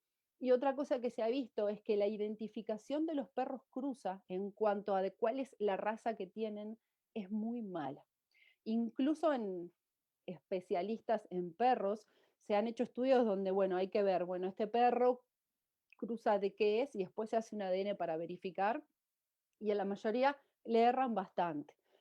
O sea que la identificación de las razas que participan en estos eventos tampoco es eficiente, ¿no? Entonces, hablando un poquito de qué es lo que pasa con las leyes que son específicas, que legislan razas. Lo que se vio es que se ha visto que son ineficientes. ¿Por qué? Porque no disminuyen la tasa de mordidas de agresión total de perros, aunque sí aumentan el reporte de las razas que son prohibidas o registradas. Esto tiene que ver también con un cambio en la percepción de las personas, del público en general, que percibe las razas legisladas o prohibidas o restringidas como más peligrosas, que tienen menos miedo y mayor agresión, y que ya se ha visto que en realidad que si vemos los números no es así, y son más reportadas. Pero las mordidas totales no bajan. Y sin embargo hay una mayor tasa de mordidas de perros no reportados, especialmente adentro de las casas. O sea que lo que me está diciendo es estamos poniendo el foco en algo que no solo no es eficiente, sino que estoy descuidando otras variables que sí son bien importantes, que me impactan en los números totales. bien, no hay una disminución de lesiones, pero sí hay un aumento del reporte de las razas prohibidas. Y bueno, es un enfoque bastante impráctico e ineficiente. Es lo que hablábamos, ya viendo cuáles son los factores que sí afectan, es importante las iniciativas que sean eficientes, o sea, que los recursos de alguna forma se destinen a iniciativas que sean, que sean ineficientes y que afecten factores que realmente estén actuando.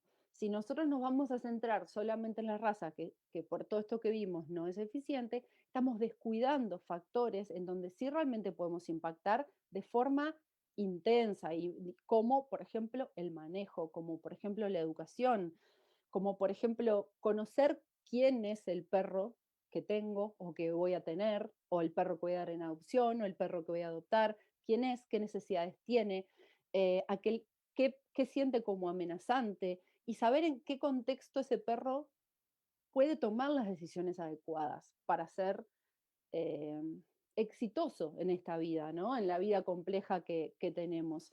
Y eso es importante, darle las herramientas al perro para tomar las decisiones adecuadas. Y acá está un poco lo que decía Sergio, de no todos los perros son adecuados para todos los contextos. No todos los perros pueden manejar de forma exitosa todas las situaciones por un montón de factores que vimos, ¿no? No tiene que ver solo por la raza y la genética, es uno, pero hay otros más. Y ahí está también el concepto de rehabilitación. Yo siempre digo, el perro no es una licuadora que se me rompe y lo llevo al service y después me lo traen y lo vuelvo a usar como si nada, sino que es un ser vivo que tiene un historial, que tiene un paradigma, encuadra la vida de una forma, y muchas veces eso se puede ayudar a reencuadrar el mundo y a darle otras herramientas de manejo, y hay otras veces que, que no, que el contexto, hay que cuidar mucho el contexto donde el animal lo vamos a, para que prospere y sea exitoso. ¿Tá? Y eso es importante. No todos los perros son para todos los contextos. Por eso las iniciativas de educación que apuntan a reconocer el lenguaje corporal, reconocer las señales tempranas de incomodidad, de estrés, se ha visto que los padres, ni los niños ni los padres son capaces de reconocer las señales tempranas. Por eso vemos tantas fotos de perros incómodos con niños arriba diciendo qué ternura, qué ternura, qué ternura. Eso hace falta educación. No, naturalmente no lo podemos reconocer. Eso es bien importante. Eh, Métodos de educación que sean respetuosos con el perro y lo ayuden a que estas experiencias sociales con los humanos sean de colaboración, sean de cooperación, sean de integración y de vínculo. Y bueno, eso, del contexto como crítico, ¿no? Crítico para que el perro pueda de alguna forma tomar eso. Me quedo con el tomar buenas decisiones y eso se aprende, se aprende. Bien, por acá, por mi parte, bueno, una cosa que nombró Mauricio que ahora me queda, algunas abordajes que sí se están empezando a tomar en todos los lugares donde la legislación específica de raza se había implementado, se está empezando a sacar, cada vez se implementa menos, y se está empezando a bajar, donde había se están empezando a sacar, y en su lugar se están apuntando a intervenciones que identifiquen y hagan un seguimiento de los perros que ya tienen un historial de esto, ¿no? Como de responder al entorno con herramientas de agresión y hacer un seguimiento, pero no en el perro, en el contexto es donde está el perro. Que el perro tenga un contexto seguro, que el perro tenga un contexto donde sea menos probable equivocarse, donde tenga sus necesidades satisfechas, donde no lo expongamos a situaciones que no puede manejar, donde esté seguro él y los que lo rodean, sus necesidades estén cubiertas, y ahí está bien importante lo que hablábamos, ¿no? Convivencia responsable como el centro de qué hacemos con nuestros perros, dónde los ponemos y cómo los tratamos. Así que bueno, por acá, no sé si me quedó algo, mis compañeros me dirán, si no, si hay preguntas o lo que sea, los vamos bien.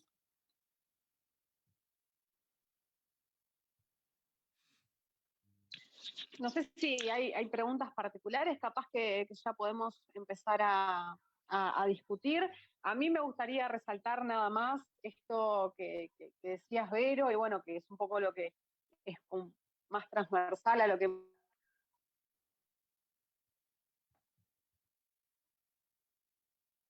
hemos venido hablando, y es que en definitiva públicas que afecten directamente a los animales es escaso siempre, ¿no? Aquello que se destina a ese fin es bastante escaso y tenemos que definir muy bien en qué lo invertimos. Y en este caso, retomando esto que vos decías en torno al ambiente, como uno de los aspectos que incide en estas situaciones son los abusos, son las situaciones de crueldad hacia los animales, son las malas sociabilizaciones de estos animales y la carencia de vínculo entre humanos y animales. Quizá pensar, ¿no? De nuevo, es un poco lo que decían todos, esto que tiene que ver con dónde invertir estos recursos, apuntar a una educación eficiente en la convivencia responsable con los demás animales y realmente aplicar la legislación que ya está vigente, ¿no? Lo que tiene que ver con buenas inspecciones, con campañas educativas, con profesionales formados a cargo, y con empezar a pensar nuestras propias responsabilidades en esto. Y a mí me gustaría, solamente para finalizar, algo que es algo preocupante realmente en torno a esto de elegir con quién convivimos, cómo convivimos y la responsabilidad del Estado. Uruguay está fomentando la cría de una raza de perros que son los pastores de Marema, que tienen características muy puntuales, que no son animales que no han sido generados por el humano para convivir en familia y que se están vendiendo como objetos también libremente para la convivencia en hogares. Esto es algo que en nuestro país tiene que limitarse con urgencia. En principio, no fomentar esta clase de actividades como herramientas, porque es una perspectiva que hay que modificar con urgencia, y en segunda instancia, que el control se haga inmediato por parte del Estado para que esto no siga pasando y para que no terminemos lamentando muertes absolutamente innecesarias y evitables. Y cuando hablo de esto, hablo de muertes humanas y no humanas también, porque acá hay muchas víctimas y se los está responsabilizando a estas víctimas, ¿no? A las víctimas humanas y a las no humanas, y no se está poniendo la responsabilidad donde debe estar, que es en un estado presente, destinando fondos a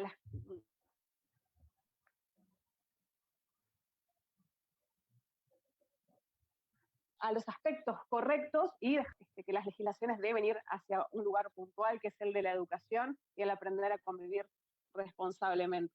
En los últimos días, nosotros como ONG también hemos recibido un montón de denuncias. Crecieron muchísimo los casos de personas que están en alerta, justamente por temas de animales de gran porte, de los vecinos, en la vía pública, lo que tiene que ver con la incidencia de los medios y del tema puesto en el ojo de la tormenta también, ¿no? ¿Qué implica esto? Bueno, implica mayor abandono, implica más perros padeciendo en la calle, mayores situaciones de personas y animales expuestos, y se trata también de una gestión que no está siendo llevada muy responsablemente. Entonces, hay que pensar, hay que poner las cartas sobre la mesa y hay que sopesar dónde vamos a invertir tiempo, esfuerzo y sobre todo recursos del Estado para solucionar eficientemente estas situaciones que se están dando. Yo quisiera, más que conclusión, quería hacerte una pregunta que me quedó picando, Vero, con respecto al tema de las percepciones. Y si hay estudios que muestren, porque yo me refería al tema del marketing y al tema de cómo se ponen en valor determinadas características, determinadas razas para determinadas actividades. ¿La ley puede actuar como refuerzo de esa percepción? Digo, yo busco un perro, quiero un perro malo, para cazar, para pelear, para amedrentar a mi vecino, para salir a pasear y que la gente me tenga miedo. La ley refuerza para el que busca ese tipo de perros, sirve como refuerzo para elegir precisamente algún tipo de raza. Que es la pregunta. ¿La ley está cumpliendo exactamente, en vez de desalentar, sirve como aliciente en vez de como desaliento? Lo que se ve es que muchas veces cuando hay estigmas, ¿no? Donde hay cierta estigmatización de razas o de características, muchas veces cuando se prohíben esas razas, disminuye la cantidad de gente, quizás con tenencia responsable, que los tiene, pero aumenta en otras esferas donde es importante esas características por las cuales se prohíben. Entonces, ahí estamos sí claramente empeorando, y aparte empeorando en los lugares donde no hay educación, donde no hay conciencia de todas estas partes, todas estas características que estamos diciendo. Porque si uno de estos perros en un contexto de una familia responsable, de gente que sabe lo que hace, que sabe sobre características, necesidades, bienestar, señales, lenguaje corporal, no pasa nada. Pero en este otro tipo de sectorización donde se valorizan estas características justamente por las cuales se prohíben, sí, claramente que puede ser muy nocivo. Bien. Y yo agrego que encima seguramente son sectores donde el Estado no está presente y no controla, y que cuando llega tarde, llega cuando ya se produjo algún acontecimiento. Sí, yo también... Justamente A ver, falta el enfoque preventivo, ¿no? Falta exacto. el enfoque de trabajar desde, digamos, estamos describiendo una realidad con un montón de factores. Y lo que se ve es que las leyes no trabajan sobre esos factores. ¿Cuál es el factor de riesgo? No es el perro en sí. Hay un cúmulo de factores concomitantes que terminan en una mordida que produce un resultado, una herida grave o la muerte. No se trabajan sobre esos factores, ese es el gran problema. Y después, el otro problema pareciera ser que cuando se trabaja, se genera el efecto contrario con el trabajo, ¿no? Y por otro lado, la realidad es quién paga los platos rotos, a ver si de una vez por todas dejamos de hacer que los platos rotos los paguen los perros y realmente lo paguen quien produce el daño, quien está produciendo la causa del daño, ¿no? Si vamos un poquito más de la causa inmediata. Trabajamos sobre la alarma social en el momento. Es paradigmático. Hace unas 2 semanas, una semana, criticábamos una resolución de Zoonosis de La Plata, que en sí misma estaba inspirada en un hecho que había pasado en Santa Fe, un niño fallecido en Santa Fe por mordida de un perro. Eso fue lo que motivó a que alguien dijese, hay algo hay que hacer, y en vez de hacer una intervención eficiente, efectiva, no, algo hay que hacer. Bueno, hagamos un registro y dale que va. Que en definitiva termina siendo, de alguna manera, esto de repartir la responsabilidad de manera tan extensa, termina siendo, también termina generando mayor problema que el que intenta terminar. Genera un registro. Todas las personas tienen que movilizarse, gastar plata para ir a llevar a chipear al animal. La persona que está vendiendo el animal, ¿sí? que tiene un criadero de una determinada raza, el tipo está feliz en su casa, ¿sí? Totalmente desentendido de las consecuencias. Ese tipo de balance y generarse una burocracia, y ponerse empleados a trabajar y generarse algo que termina nadie dándole bolilla, y sigue existiendo el criadero, sigue existiendo la pelea de perros clandestina, o no, pero supongamos que clandestina, sigue existiendo. Y otra pregunta que le quería hacer a Vero con respecto a esto. Porque en general, por lo menos en la experiencia nuestra, nosotros lo que vemos es que hay alta incidencia de animales, no hablemos de incidentes de mordidas y demás, ¿no?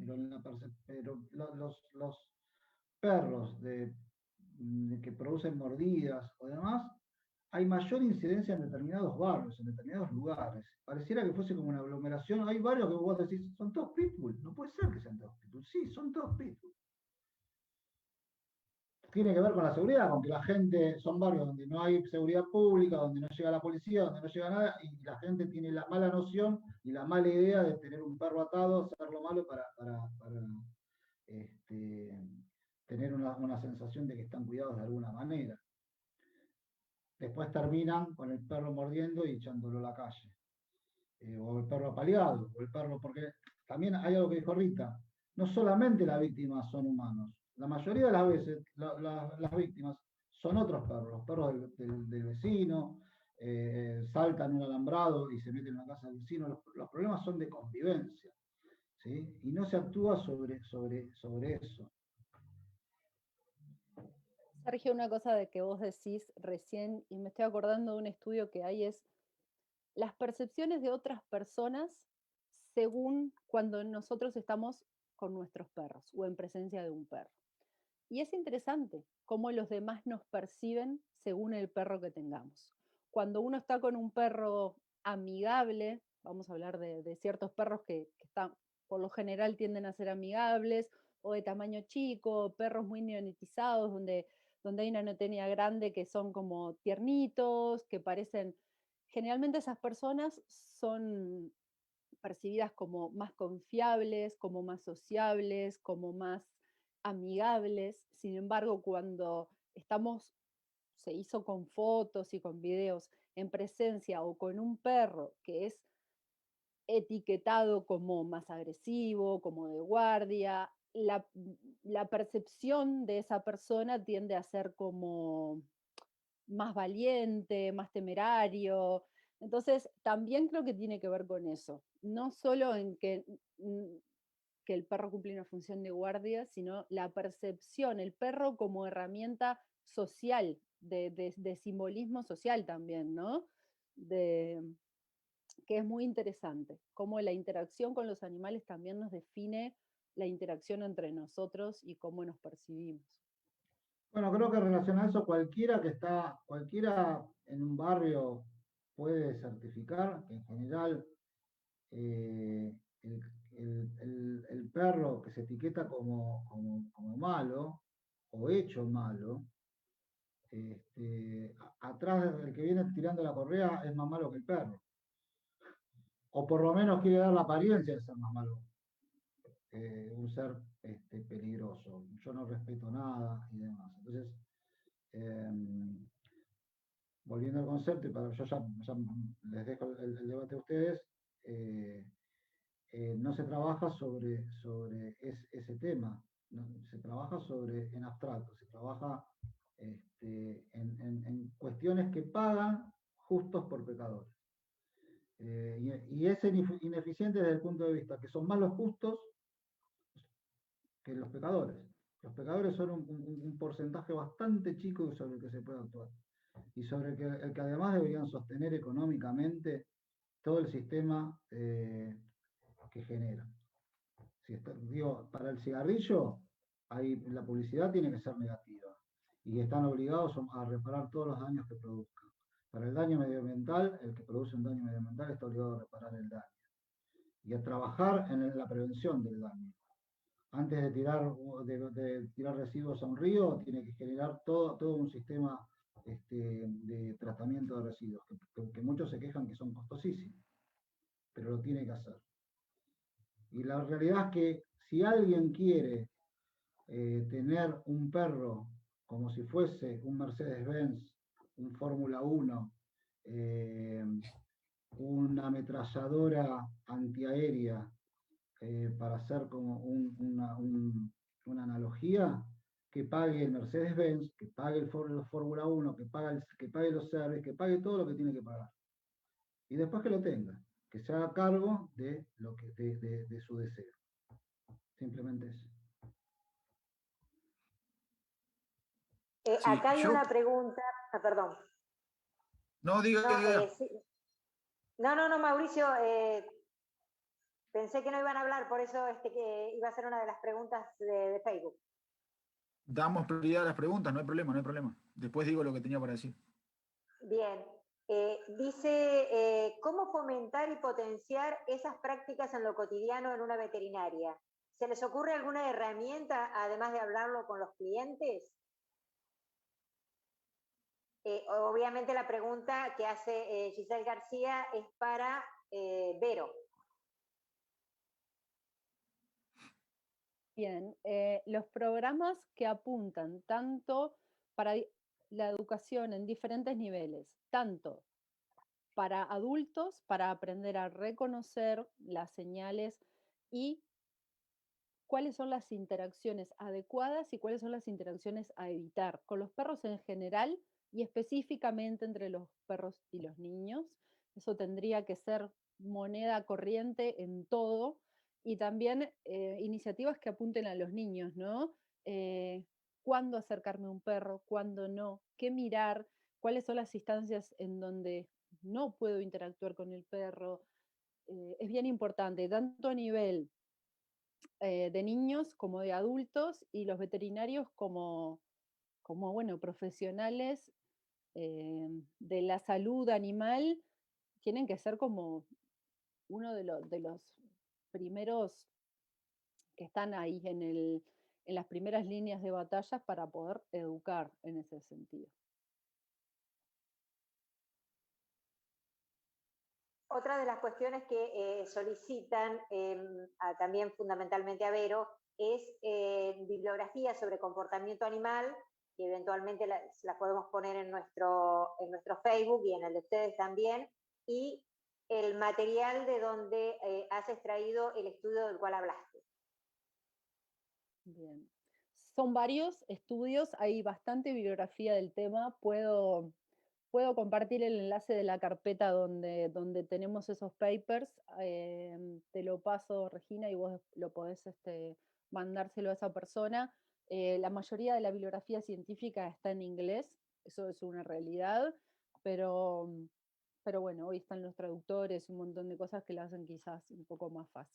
Y en cuanto a comportamiento, también puedo compartir enlace de algunos libros, algunos en inglés y otros la mayoría en inglés, pero algún otro en español sobre comportamiento y específicamente comportamiento de perros.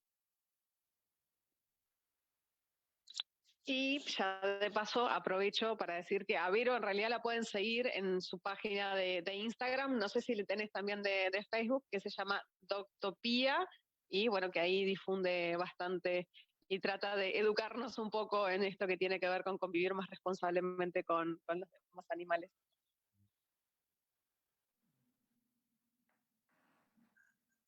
Muchas gracias.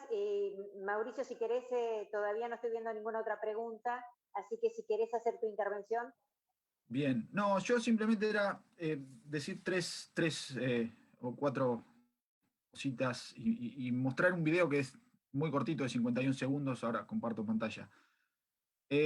La primera, uno siempre cuando uno trata de ejemplificar, ¿no? O de buscar, de imaginarse ejemplos para comparar. Esté bien o mal comparar y hacer generalizaciones. Una de las cosas que se me ocurrió trabajar con esto es, por ejemplo, a ver, en Argentina, y digo por si hay gente viendo de otros lugares, ha habido varios casos que tienen que ver con humanos, personas humanas, grupos humanos, vinculados, por ejemplo, a un deporte determinado, el rugby, ¿sí? Para no escapar y ser claros.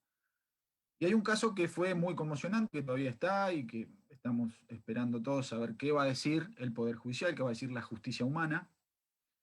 Lo cierto es que a mí, leyendo, buscando artículos, y son cosas que siempre me interesan, una curiosidad y por pasión por el derecho y por una cuestión de buscar siempre información y conocer algo un poquito más de otras disciplinas también.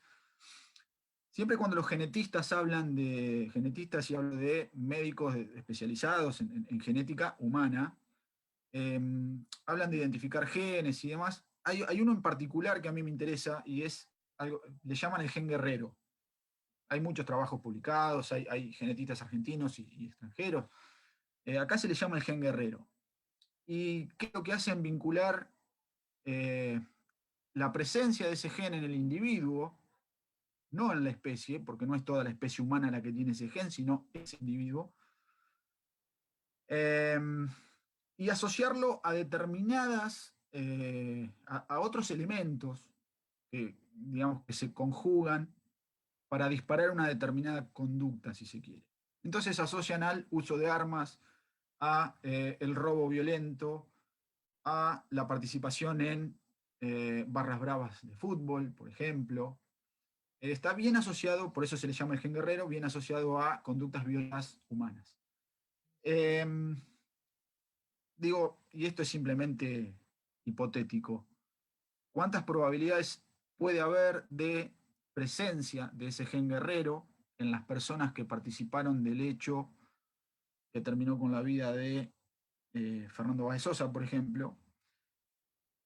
Y si eso justifica que por esas personas, todas las que tienen las medidas de brazo, la altura, el color de piel, el tamaño del pecho, el paralelo de piernas, digo, una musculatura determinada, tengan que terminar registradas y siendo prejuzgadas antes de haber cometido ese hecho. Digo, para hacer un paralelo con esto de las razas y la cuestión genética exclusivamente. Mi respuesta es, obviamente, es que no. Es que si para los humanos tenemos un derecho penal de autor, un derecho penal específicamente, un derecho penal que funciona y que atiende a los hechos ya ocurridos o por lo menos tentados, es muy difícil volver tanto tiempo atrás como para sacar características físicas y prejuzgar.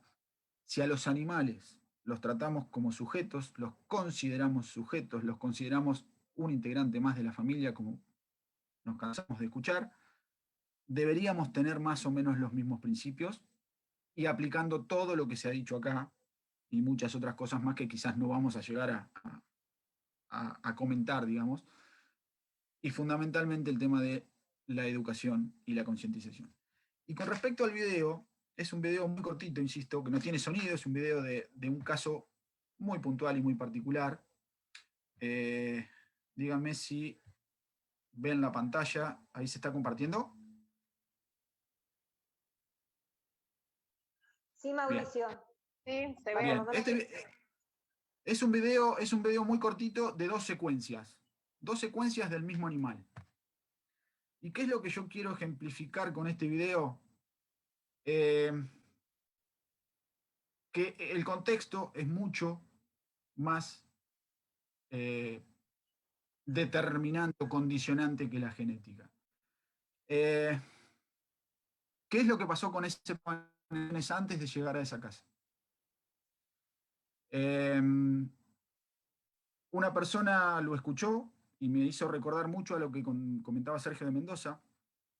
Lo escuchó durante días ladrar y llorar. El perro estaba pidiendo algo. Se logró intervenir sin que nadie vaya preso, sin que nadie se pelee. Se logró intervenir y esas condiciones del animal cambiaron y ese animal fue de estar solo, aislado, sin sociabilización y quizá preparado o tenido con algún tipo de objetivo, pasó a vivir en un contexto familiar, con las precauciones que hay que tener, con vacunación, con control veterinario. Digo, eso me parece que hace la diferencia, no solo el tema del contexto, sino el que creo que se dijo mucho, y lo dijo Sergio, lo dijo Rita, lo dijo Vero, y lo vuelvo a repetir, el hecho de que las normas, si es que son necesarias, creo que todos entendemos que algo hay que hacer, incluso desde lo legislativo, tienen que ser o apuntar a lo preventivo, a lo educativo, al estar antes, y cuando hay una situación nos avisa actuar de inmediato. Es hacer futurología y obviamente una cuestión contrafáctica, decir qué hubiera pasado si ese perro seguía con esa cadena ajustada que no podía ni siquiera moverse, o sea, una cadena que estaba del tamaño del propio cuello. No lo podemos saber. Si hubiese cambiado la conducta, no podemos saberlo. Lo que sí sabemos es que se intervino y se logró cambiar el contexto de ese animal, que esto fue hace 2 años y pico, 3. Hasta hoy el animal no ha tenido ningún tipo de incidente de los que estamos por lo menos hablando.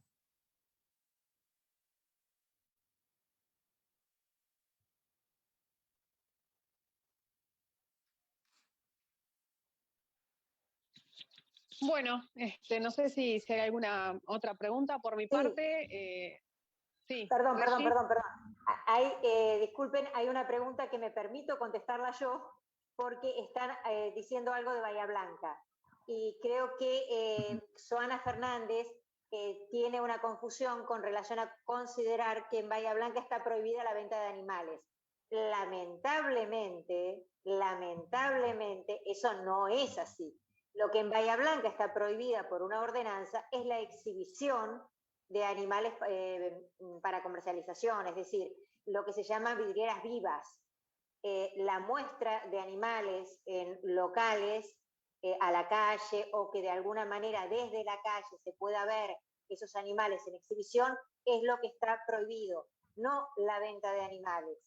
Lamentablemente, el criterio, por supuesto, que sería la absoluta prohibición de la comercialización de un ser vivo, es algo que no lo tenemos en Bahía Blanca, como creo que no lo tenemos en ninguna parte del país.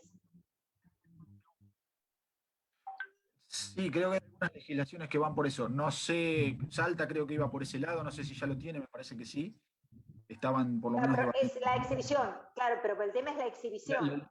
La exhibición, sí, las vidrieras vivas. Claro, sí. Nosotros tenemos la prohibición de lo que se llama vidrieras vivas, pero esta persona, Zoana Fernández, está preguntando cómo saber la comercialización. si el comercio tiene la autorización para comercializar. No necesita una autorización, más allá de las habilitaciones municipales y sanitarias correspondientes al local comercial. No hay una habilitación especial para la comercialización de animales en particular, porque no está prohibido.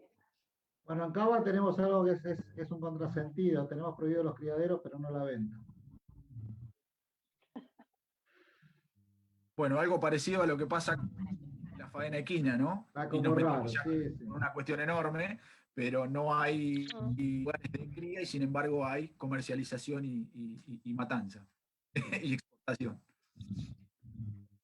Algo en términos de escala, si se quiere. Sí. No, iba a comentar nada más que están solicitando que nuevamente des la página de Vero, están todos.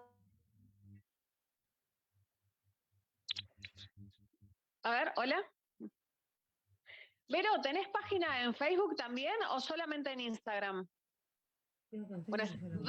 Dogtopía. Está en las 2 redes sociales, en Instagram y en Facebook. Ahí lo va a escribir Vero. Dogtopía, así que la pueden seguir por ahí. Y ella sube y actualiza información constantemente. También tiene para registrarse y que accedan a la información a través de mail. Por mi parte, pensar un poquitito, se me ocurrió ahora con lo que estaban diciendo, en un tema de escalas, ¿no? Que es necesario ir hacia la eliminación de la reproducción y venta de animales, y que una escala que no debemos olvidar es la de eliminar los criaderos clandestinos, que eso es algo en lo que estoy segura que la mayoría estamos de acuerdo. Es lo primero que hay que eliminar, los criaderos clandestinos. Y de la mano con eso, avanzar hacia eliminar lo que es la reproducción y la venta de animales en general, pero hay cuestiones que el Estado puede ya ir trabajando y puede ir interviniendo directamente. Y por mi parte, agradecer al Colegio de Abogados de Bahía Blanca por la plataforma y por esta gestión, a Regina Adre, al Instituto de Estudios en Derecho Animal de Bahía Blanca. Sergio, como siempre, muchas gracias, es un gusto compartir contigo. Mauricio, lo mismo. Y Vero, inmensamente agradecida por todo lo que nos has aportado hoy. Así que nada, un abrazo enorme para todos. Bueno, yo les agradezco profundamente a ustedes. Le pido mil disculpas a todos los que hoy compartieron la tarde con nosotros porque tuvimos seriosísimos inconvenientes técnicos de varias partes involucradas. De hecho, yo no puedo estar con mi computadora, por eso demoramos un poquito en ingresar. Y por supuesto, agradecerle a ustedes tres, Rita, Sergio, Mauricio, porque son los profesores de este curso maravilloso que estamos dando en el ámbito del Colegio de Abogados, y haber tenido el placer de compartir y conocer. Te agradezco mucho a vos, Rita, que nos hayas hecho conocer a Vero, porque es importantísima la posibilidad de tener una visión interdisciplinaria de todas estas temáticas que son fundamentales, aprender, abrir la cabeza, mirarlo desde otra perspectiva y tener una científica que no lo ve desde la opinión, sino desde la medición, desde el estudio científico. Estas temáticas me parece fundamental. No sé si Mauricio o Sergio quieren decir algo más. Yo por mi parte solamente agradecerles. Yo agradecer de nuevo, agradecerle a Vero, la verdad un placer escucharte, un placer aprender con vos. Todavía, viste, me quedan montones de cosas que voy a seguir masticando y pensando. Así que bueno, gracias por acercarte, por la posibilidad de brindarnos tu conocimiento. Excelente, ojalá podamos contar con vos en futuras jornadas o futuros trabajos, o por lo menos como para consultarte, para aprender. Y gracias a todos los que estuvieron, tuvimos 2 horas, que es muchísimo, así que gracias simplemente por estar. Bueno, gracias por invitarme, excelente iniciativa, que se repita. Yo estoy a disposición para lo que sea, todas las instancias de intercambio, de aprender juntos, de discutir, de todo, son sumamente ricas y me prendo a todas. Estoy abierta para las consultas de comportamiento, de los temas que quieran. Siempre estoy abierta para todo, así que muchas gracias por este evento y este rato que compartimos. Vero, yo para cerrar ya Rita, perdón, no iba a decir que Rita, como ya sabe, voy a tomar tu palabra y ya se me están ocurriendo un montón de cosas para hacer. Sí, perdón, Mauricio. No, yo para no ser reiterativo y para simplemente desaparecer, agradecer a todos, agradecer a los que estuvieron de ese lado y a los que estuvieron escuchando a través de la pantalla. La verdad que sí, que se repita, que se hace otra tan interesante. Y nada, gracias. Bueno, muchísimas gracias a todos, nos despedimos y por supuesto vamos a volver a tener la oportunidad de hacer este tipo de reuniones y a Verónica la vamos a volver a tener. Es un placer, Verónica Ventura Flores, ya saben que la pueden seguir en sus redes y la tienen para consultarle todo lo que necesiten. Muchísimas gracias a todos y buen 25 de mayo, este festejo de la patria, este final de día, que lo podamos terminar bien. Muchas gracias. Abrazo para todos.